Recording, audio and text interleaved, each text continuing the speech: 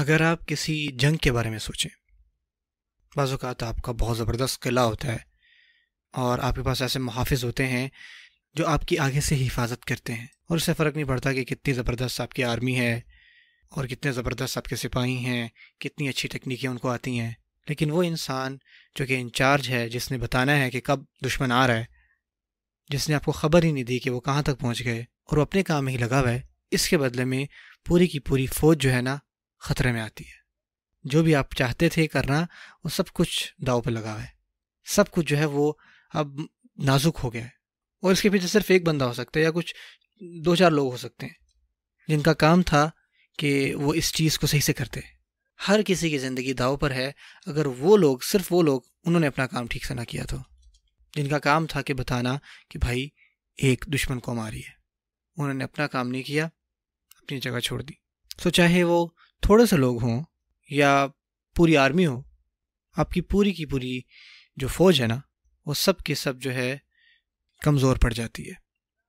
اگر اس فوج کا کوئی مخصوص حصہ صحیح سے کام نہیں کر رہا، تو اگر وہ اپنے آپ کا صحیح استعمال نہیں کر رہا۔ اور سب سے خطرناک چیز ہمارے ساتھ تب ہوتی ہے جب ہم یہ گمان کرنے لگ جاتے ہیں کہ صرف اس وجہ سے کہ ہم نے خود کو مصروف رکھا ہوا ہے اور ہم خود کو تھکا رہے ہیں، اور دوسرے لوگ ہمیں یہ بتا رہے ہیں کہ بھائی تم تو بہت اچھے کام کر رہے ہو، تو ہم یہ سوچنے لگ جاتے ہیں کہ یار ہاں میں سب ٹھیک ہی تو کر رہا ہوں گا، میں اللہ تعالیٰ کو راضی کر رہا ہوں گا۔ اللہ تعالیٰ قرآن میں فرماتے ہیں قُلْ هَلْ نُنَبِّئُكُمْ بِالْأَخْسَرِينَ أَعْمَالًا الَّذِينَ ضَلَّ سَعْيُهُمْ فِي الْحَيَاةِ الدُّنْيَا وَهُمْ يَحْسَبُونَ أَنَّهُمْ يُحْسِنُونَ صُنْعًا۔ اللہ تعالیٰ ان خسارہ پانے والوں کی خبر سناتے ہیں جو یہ گمان کرتے تھے کہ وہ بہت نیکیاں کر رہے ہیں، کیونکہ وہ خود کو تھکا رہے تھے نیکیوں میں، وہ اپنے آپ کو بزی رکھ رہے تھے، جتنے وہ کام کر رہے تھے وہ بظاہری طور پہ اچھے تو لگ رہے تھے، لیکن ایٹ دا سیم ٹائم وہ اپنی پرفارمنس کے لحاظ سے مس گائیڈڈ تھے، اور قیامت والے دن ان کو یہ پتہ لگے گا کہ یار جتنی بھی انہوں نے سعی کی ہے اس کا ان کو کوئی فائدہ نہیں ہوا۔ ہم یہ سوچ رہے ہوتے ہیں کہ یار ہم تو نیکی کا کام کر رہے ہیں، دعویٰ کا کام کر رہے ہیں، کیونکہ ہم سمجھتے ہیں جب ہم پہ کوئی بوجھ آتا ہے تو اس کا مطلب یہ ہے کہ ہم تو کوئی مفید ہی کام کر رہے ہیں۔ ابن القیم رحمۃ اللہ علیہ کیا فرماتے ہیں، بڑی خوبصورت بات ہے، جہاں وہ مینشن کرتے ہیں کہ العمل بغیر اخلاص، ایسے کام جن میں اخلاص نہیں ہوتا نا، جو کہ بہت ہی ضروری جز ہے کوئی بھی کام کرنے سے پہلے، اس عمل کی نہ صرف قبولیت کا انحصار اس پر ہے بلکہ اس کی استقامت کا بھی انحصار آپ کے اخلاص پر ہے، یہ سب اس پر منحصر کرتی ہے۔ وہ مثال دیتے ہیں اس انسان کی جو بغیر اخلاص کے کام کرتا ہے نا، وہ ایسا ہے کہ کل مسافر یملأ جرابہ رملا، وہ ایسے مسافر کی طرح ہیں جس نے اپنے پانی کے مشکیزے کو نا، یعنی وہ صحرا میں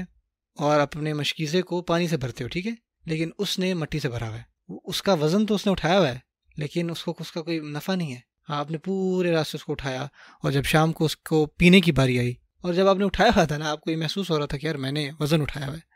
لیکن جب آپ کو پیاس لگتی ہے اور جب آپ اسے کچھ نفع حاصل کرنا چاہتے ہو، جیسے ہی آپ کھولتے ہو اس مشکیزے کو تو فوراً سے مٹی جو ہے وہ آپ کے منہ پر آ کے لگتی ہے، اس سے آپ کو کوئی نفع نہیں پہنچتا،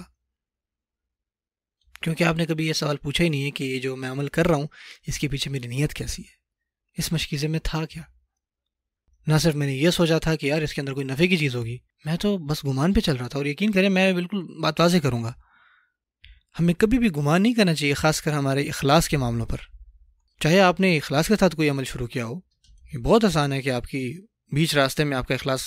خراب ہو جائے۔ آپ کبھی بھی نہیں سوچیں کہ یار یہ میں نے عمل تو اخلاص کے ساتھ اللہ تعالیٰ کے لیے خاص شروع کیا تھا، بیچ راستے میں ایسے ایسے فتنے آتے ہیں کہ